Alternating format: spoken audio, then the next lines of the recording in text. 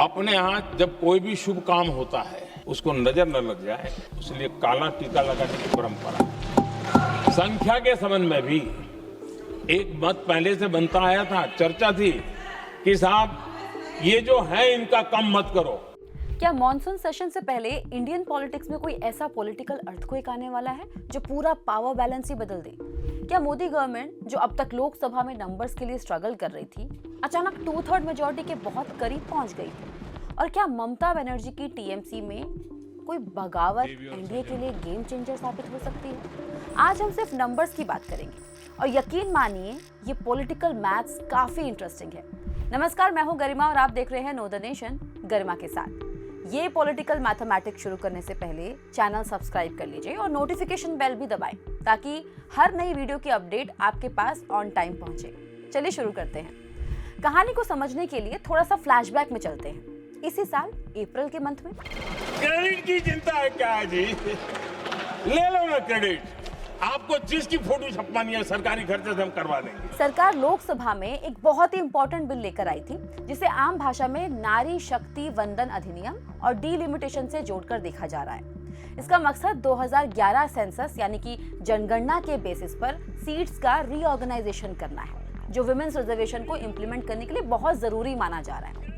सीधी भाषा में कहें तो ये बिल महिलाओं के लिए बहुत इंपॉर्टेंट बिल है। अब ट्विस्ट ये था कि क्योंकि ये एक कॉन्स्टिट्यूशनल अमेंडमेंट बिल है, इसलिए इसे पास करने के लिए ऑर्डिनरी मेजॉरिटी नहीं बल्कि 2/3 मेजॉरिटी यानी कि 2/3 बहुमत की जरूरत थी। अब देखो अप्रैल की मैथ समझते हैं। लोकसभा में टोटल सीट्स हैं 543।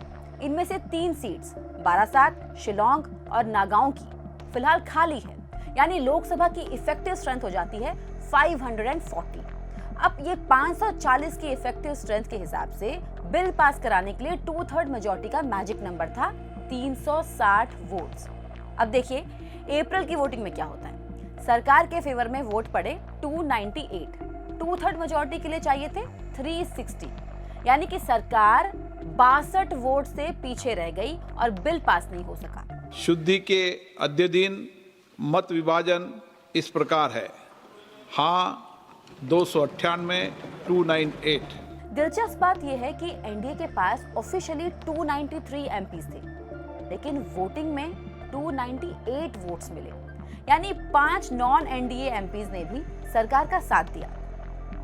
लेकिन फिर भी 62 वोट्स की कमी की वजह से बिल पास नहीं हो पाया। लेकिन अब मॉनसून सेशन से पहले वेस्ट बंगाल की पॉलिटिक्स से एक बड़ा पॉलिटिकल ब्लास्ट सामने आ रहा है। टीएमसी एमपी काकोली घोष दास्तीदार ने दावा किया है कि पार्टी के 20 एमपीज ने एक अलग ग्रुप बना लिया है और लोकसभा स्पीकर ओम बिरला को लेटर भी दे दिया है। सिर्फ इतना ही नहीं, खबरें तो ये भी आ रही है कि बागी एमपीज ने केंद्रीय मंत्री भूपेंद्र यादव के घर पर एक मीटिंग भी की है।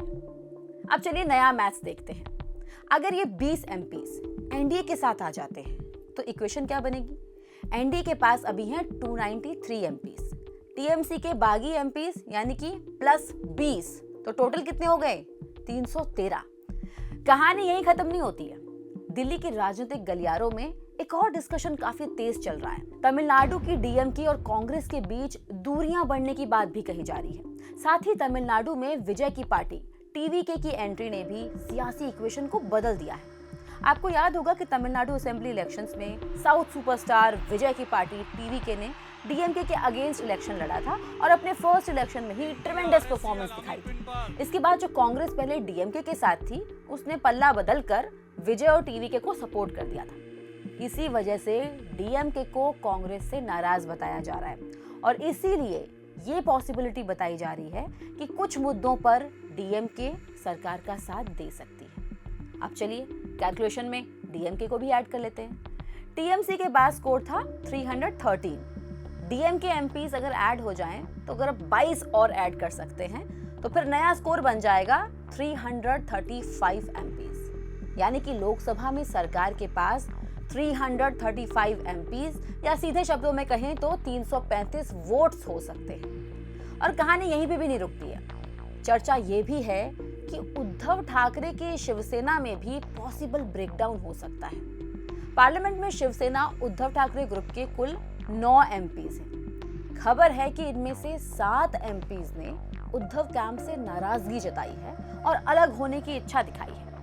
अगर ये फैक्टर भी सरकार के फेवर में आ जाता है तो सरकार का स्कोर 335 प्लस 7 यानी कि अप्रॉक्स 342 तक पहुंच सकता है। अब फिर से अपनी पुरानी कैलकुलेशन याद कर लीजिए। 2/3 मेजॉरिटी के लिए कितने वोट चाहिए थे? 360।